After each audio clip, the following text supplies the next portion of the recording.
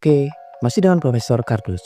Memory Device System atau sistem perangkat penyimpanan merupakan media atau sistem elektronik yang dibuat khusus untuk menulis dan merekam bentuk data informasi pada sistem komputasi.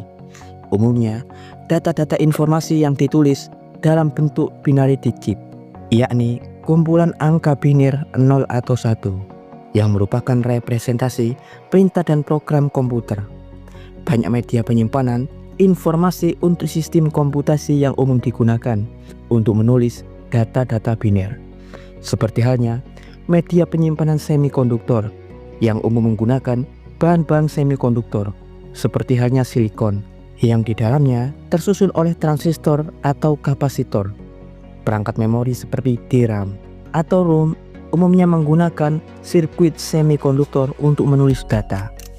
Ada juga media penyimpanan magnetik yang umum menulis data-data dengan menggunakan bahan ferromagnetik, seperti halnya HDD atau hard disk drive, kaset pita, kartu magnetik, dan lain-lain.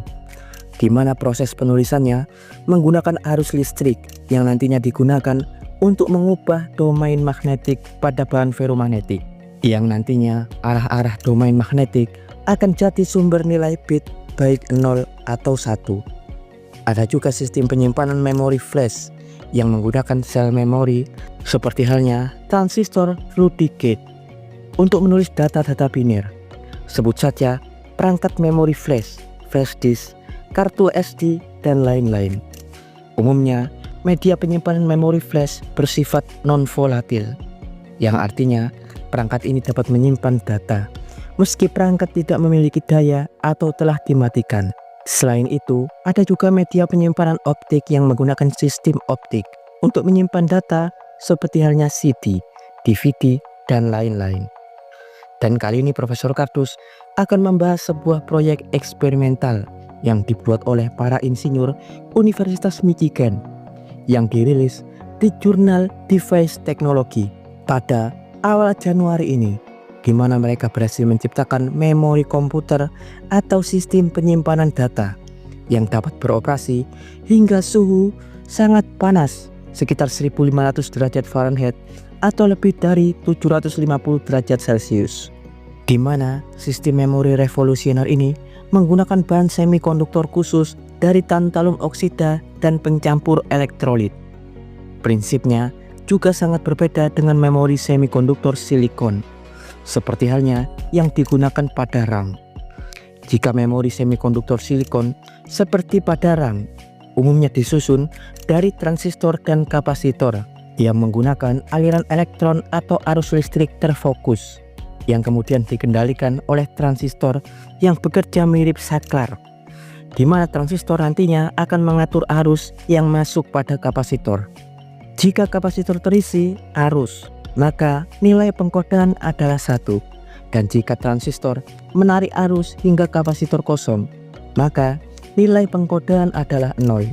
Ya, sistem memori semikonduktor seperti halnya RAM sangat tergantung oleh stabilitas aliran listrik atau elektron. Sistem ini bersifat volatil, yang artinya jika daya dimatikan maka data yang tersimpan akan hilang. Dan juga seandainya memori semikonduktor silikon terpapar oleh panas tinggi di atas 100 derajat Celcius, data-data yang ditulis juga akan terhapus meski perangkat tersebut sedang beroperasi. Namun, menurut Yi Yang Lee, asisten profesor ilmu rekayasa material dari Universitas Michigan, sistem penyimpanan yang mereka ciptakan diketahui jauh lebih kuat dan stabil, bahkan hingga suhu di rentang 750 derajat Celcius. Yang artinya di masa depan, jika memori ini sudah sempurna, memori tahan panas ini dapat dimanfaatkan untuk sistem komputasi ekstrim, seperti dalam berbagai bidang industri yang bekerja pada suhu sangat tinggi. Tak seperti cara kerja sistem penyimpanan semikonduktor berbasis silikon. Memori super buatan mereka, cara kerjanya malah mirip seperti sistem pengisian dan pengosongan daya pada sistem baterai, di mana mereka membangun semikonduktor sebagai media perangkat chip menggunakan bahan paduan tantalum oksida. Selain itu, sistem operasinya tidak menggunakan muatan elektron, karena diketahui keadaan elektron atau muatan listrik konvensional Jika terpapar suhu sangat tinggi, maka keadaannya akan menjadi tak terkendali dan kacau. Pada memori tantalum oksida ini, para ilmuwan memanfaatkan pergerakan atom oksigen bermuatan negatif sebagai pengganti elektron. Atom oksigen negatif diketahui sangat tahan terhadap suhu sangat tinggi dan sangat stabil. Pada memori super ini, ion oksigen akan mengalir di antara dua lapisan tantalum oksida semikonduktor dan tantalum logam yang dibatasi oleh elektrolit padat. Keadaannya mirip seperti bagian-bagian pada baterai dengan elektrolit. Ion oksigen juga bergerak dipandu oleh 3 elektroda platinum yang mengontrol apakah nantinya ion oksigen akan dimasukkan pada tantalum oksida atau kemudian ditarik keluar. Sistemnya mirip proses pengisian dan pengosongan daya baterai. Bedanya di sini, keadaan pengisian ion oksigen pada serat tantalum digunakan untuk menyimpan dan mengkodekan informasi, bukan untuk sistem elektrokimia seperti pada baterai.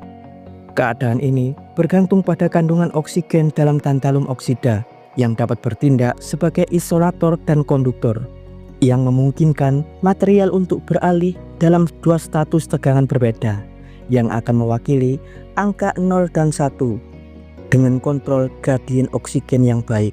Hal ini memungkinkan digunakan sebagai sel memori.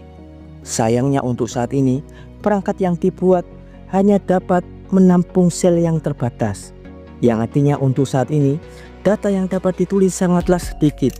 Tapi kedepannya diharapkan dengan model konstruksi yang lebih baik, sistem memori ini akan dapat menampung data dalam jumlah besar. Ya, dan berikut informasi singkat tentang konsep memori super terbaru dari Universitas Michigan.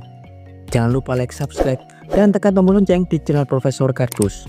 Tak beli jasa, tapi jenius. Profesor Kardus dari Universitas Michigan mengabarkan